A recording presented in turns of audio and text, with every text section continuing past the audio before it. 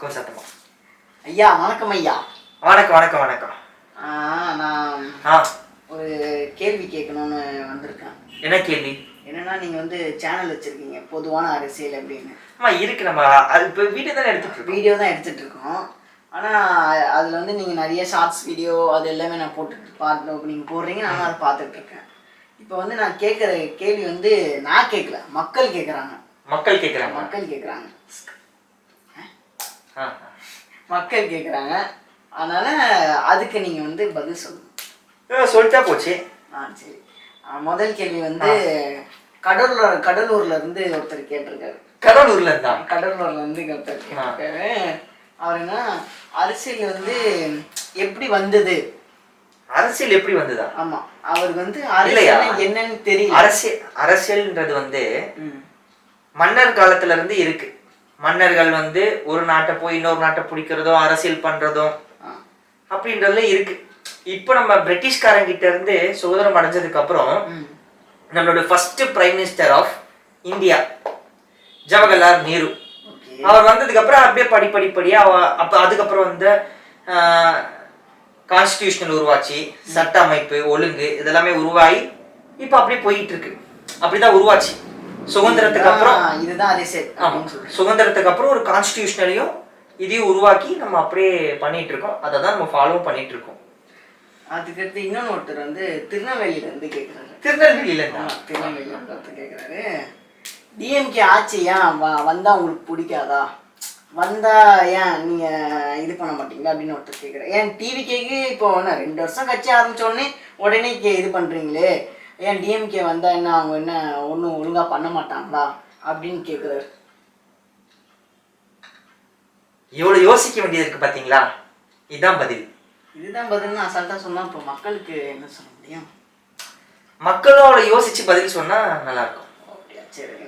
அதுதான் மக்கள் நல்லா யோசிச்சு தானே ஓட்டு போட்டிருக்காங்க. ஓ கரெக்ட். குளத்தூர்ல தோண்டிக்கிட்டு இருக்காராம் இவிஎம் மிஷினை, கேள்விப்பட்டீங்களா? ஆமா, நியூஸ் வந்தது. எதுக்கு? ஏன்? எனக்கு ஒரு டவுட் இருக்குது தம்பி. அதாவது 70 வருஷம் பவள விலை பார்த்த கட்சி, 67 வருஷம் இருக்கிற கட்சி, இந்த 2 கட்சிகளுக்கும் தெரியாத தந்திர மந்திரங்களே கிடையாது. அவங்க இருக்கும் போதே 3 வருஷத்துல ஆரம்பிச்ச கட்சி கள்ள ஓட்டு குத்திடுவாங்களா? கள்ள ஓட்டு குத்துருவாங்களே அவங்க தானே. இதெல்லாம் நடக்காது அப்படின்னு சொல்றீங்க? இல்ல கள்ள ஓட்டு யாரும் போடல. சும்மா ஒரு கான்ட்ரவர்சிக்காக ஏதோ விஜய் பேரை இழுத்து விடணும். அதாவது ஒரு கிராமம் இல்ல ஒரு ஏரியா ஒரு தெரு கள்ள ஓட்டு போட்டுதான் விஜய் ஜெயிச்சிட்டாரு அப்படின்னு நம்பணுன்றதுக்காக இதெல்லாம் நடக்கிற விஷயம் தான். ஒரு கான்ட்ரவர்சிக்காக தான். அப்போ இவர் இது பண்றதுக்காக பண்ணிட்டு இருக்காங்க. ஆமா ஆமா ஆமா. சரி. இப்போ அடுத்தது ஒருத்தர் எங்க கேட்டிருக்காருன்னா ஈரோடுல இருந்து ஒருத்தர் கேட்டிருக்காரு. அவர் பேர்லாம் மென்ஷன் பண்ணல. என்ன கேட்டிருக்காருன்னா, இப்ப இருக்க 10 வயசு பசங்கலாம் நிறைய பேர் பொம்மை டிவி இல்லை கே டிவி சன் டிவி அப்படிலாம் பார்த்துட்டு இருக்கோம். ஆனால் இப்போ முன்புறமா நியூஸ் பார்க்குறாங்க. அது எதுக்கு அப்படி பார்க்குறாங்க அப்படின்னு? ஏன்னா முன்னாடி 60 வயசு 70 வயசுலாம் இவங்க நியூஸ் பார்க்குறவங்கலாம் நியூஸ்லாம் பார்க்காதீங்க, நீங்கள் பொம்மை டிவி வைங்க இது வைங்க. ஆனால் இப்போ என்னென்னா அப்படியே மாற்றுற மாதிரி இப்போ சின்ன பசங்க நல்ல நியூஸ் அடிக்ட் ஆகிட்டாங்க. அது ஏன் என்ன ஏதுன்னு கேட்குறேன். எல்லாருக்கும் தெரிஞ்ச விஷயம் தானே. விஜய் சினிமால இருந்தாரு. சினிமால இருந்த வரைக்கும் விஜய் எல்லாரும் ரசிச்சோம் பார்த்தோம். இப்போ அவர் அரசியலுக்கு வந்துட்டாரு. அதுக்காக நம்ம சினிமா விட்டுற போறது இல்லை. எல்லாருமே சினிமா பார்ப்போம். ஸ்பைடர்மேன் படம் வந்திருக்கு, ஸ்பைடர்மேன் படம் பார்க்க போறோம். இன்னும் நிறைய படங்கள் இருக்கு அப் லிஸ்ட்ல, அதையும் பார்ப்போம். ஆனா இப்போ நீங்க கேட்ட கேள்விக்கு நான் பதில் சொல்ல பாத்தீங்களா, நான் கொஞ்ச நேரம் சீமான் மாதிரி மாறிட்டேன். ஆமா, சீமான் மாதிரி மாறிட்டேன். நான் இவர் கேட்ட கேள்விக்கு பதில் சொல்றேன். ஆமா, என்ன கேள்வி கேட்டீங்க? இப்போ நான் சாட்ட மாதிரி ஆயிட்டேன். சொல்லுங்க. இப்போ நான் என்ன கேள்வி கேட்டேன்னா, இப்போ நீங்க மறந்துட்டீங்க, திருப்பி கேளுங்க. நான் என்ன கேள்வி கேட்டேன்னா, 10 வயசு பசங்க பொம்மை டிவி. ஓகே. ஒரு மக்களுக்கு நியாயமான விஷயத்த சொல்ல போறேன். என்னன்னா, சினிமா கார்ட்டூன் இதெல்லாம் பார்த்துட்டு இருந்தவங்க இப்போ விஜய் பேசுறதையும் விஜய் பண்றதையும் ஃபாலோ பண்றாங்க அப்படின்னா மக்கள் தெளிஞ்சிட்டாங்கன்னு அர்த்தம். ஏன் இப்போ நம்ம இருக்கோம்ல, நம்ம கூட இப்போ ஏன் பொதுவான அரசியல்னு சேனல் ஓபன் பண்ணியிருக்கோம்? எதுக்காக? நம்ம தெளிஞ்சதுக்காக. நமக்கும் ஒரு வந்து எப்படி சொல்றதுன்னா, அரசியல பேசுனா இங்க வராத, அரசியல பேசுறதா இருந்தா அதுக்குள்ள போகாத, அரசியல் பேசுறதா இருந்தா இங்க நிக்காத, அரசியல் பேச அப்படின்னு சொல்லி சொல்லி சொல்லி சொல்லி சொல்லியே இவங்க 70 வருஷமா அடிச்ச கொல்லப்புறத்து வழியா போய்கிட்டே இருக்கு. தாங்க முடியல சாமி, தாங்க முடியல.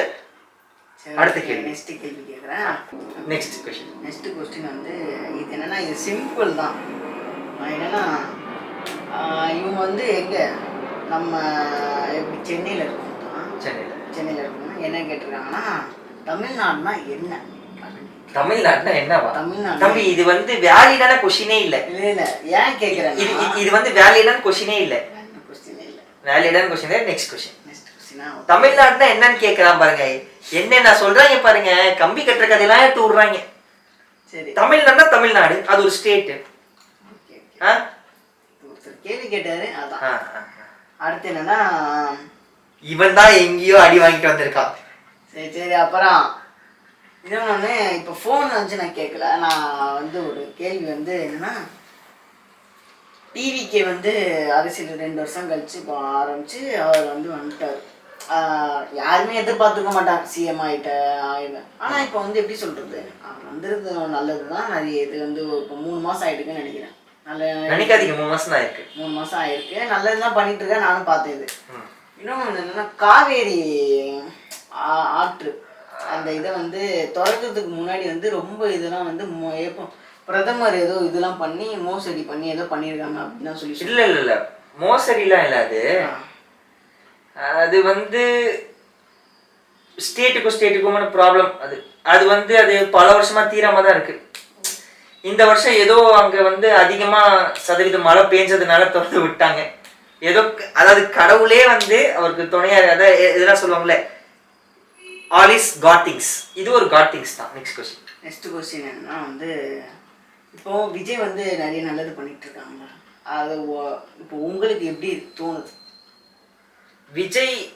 விஜய் நல்லது பண்றாரு, இனிமே பண்ணுவாரு நம்புறதுனாலதான் நம்ம ஓட்டும் போட்டிருக்கோம். வெயிட் பண்ணி பார்ப்போம். இது வரைக்கும் செஞ்சிருக்க வரைக்கும் எதுவும் குறை சொல்ல முடியாத அளவு தான் இருக்கு.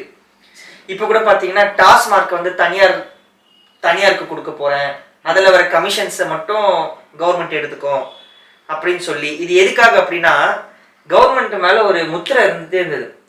கவர்மெண்ட் தான் டாஸ்மார்க் நடத்துது, பல லட்ச குடும்பங்களுடைய அழுகை கூக்குரலுக்கு வந்து கவர்மெண்ட் ஒரு காரணம் அப்படின்னு சொல்லி.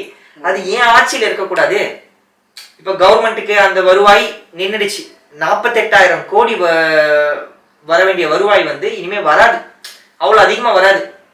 ஸோ அது ஒரு நல்ல விஷயமா நான் பாக்குறேன். ஏன்னா டாஸ்மார்க் அப்படியே கொஞ்சமா படிப்படியா குறைச்சிக்கிட்டே வரணும். ஒரேடியா குறைச்சோம்னா, நிறைய பேர் சொல்லுவாங்க, சீமான் தான் சொல்லுவார், அங்க இங்க கொஞ்சோண்டு மூடுற, முழுமையா மூடு அப்படின்னுவாரு. முழுமையா மூடுனா என்ன ஆகுனா, அவன் தற்கொலை பண்ணிப்பான், கை நடுக்கத்துல எங்கேயாவது போய் குதிச்சிருவான். இல்ல அப்படின்னா கை நடுக்கத்துக்கு என்ன பண்றதுன்னே அவனுக்கு தெரியாது. ஒண்ணு அங்க மருத்துவ கேம்ப்ஸ் அமைச்சு இந்த மாதிரி குடியில இருக்கிறவங்கள சரி பண்றதுக்கு கேம்ப் வைக்கலாம். ஆமா, இப்ப பாத்தீங்கன்னா ஒரே மாசம் இல்ல 3 மாசம் 6 மாசத்துல வந்து குடிக்கிறவங்கள குடிக்காம மறுவாழ்வு மையம்னு இருக்கு. அந்த மாதிரி வந்து நம்ம பண்ணலாம். ஸோ அப்படி கொஞ்சமா வர முடியும். எடுத்த உடனே அப்படின்னா அது பல வருஷம் பழக்கம், உடனே இது பண்ண முடியாது. இதுக்கு முன்னாடி குடிச்சிட்டு இருந்த இந்த வயசானவங்க இவங்கெல்லாம் ஓகே, அவங்கெல்லாம் வந்து அந்த ஜெனரேஷன் அந்த கேட்டகரியில வந்துருவாங்க. இப்ப இருக்கிற யங்ஸ்டர்ஸ் கிட்ட அந்த போதைப் பொருளை எப்படி கொடுக்காம தவிர்க்கிறது, அததான் பார்க்கணும். அதை விஜய் பண்றாரு நான் நினைக்கிறேன், நம்புறேன், நிச்சயம் நடக்கும்.